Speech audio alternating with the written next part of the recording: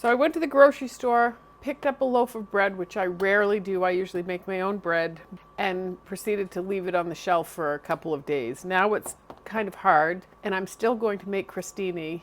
Have made it with stale bread before, and I'm going to show you how to make it because it's great for a cheese board. So just cut these things.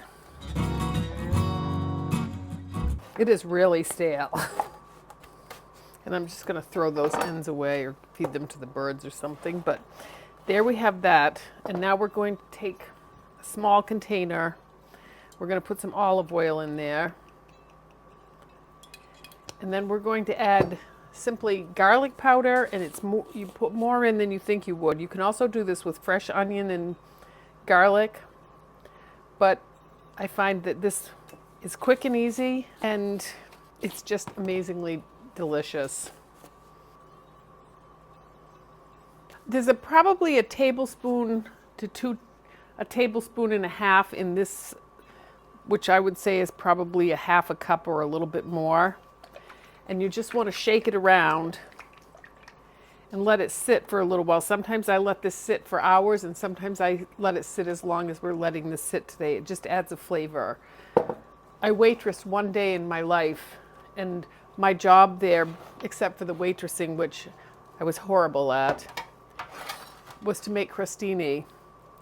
And this is the way I learned how to do it, and it was a really nice restaurant, so I figured if it was all right for a nice restaurant, it was all right for everyday use. So I just line these up, give that another shake, and I have a pastry brush. You can use any kind of brush you have. And then I just start rubbing it, putting it on the bread, which actually softens the bread.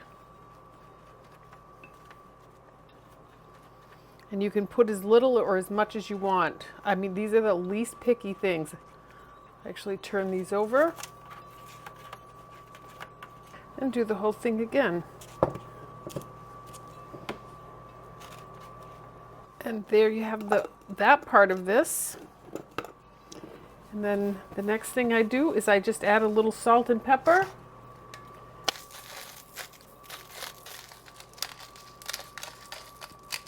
So now I'm putting them in a 350 degree oven, and you can put them in anywhere between 350 and 400. You just need to watch them, but I'm going to put them in for about 8 minutes on this side, and then we'll flip them if necessary. So let's put these right in there, and we'll be back.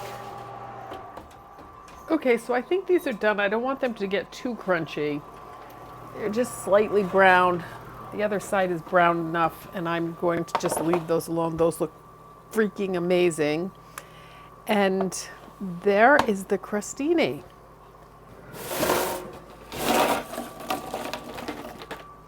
And there is the beginning of a beautiful cheese board.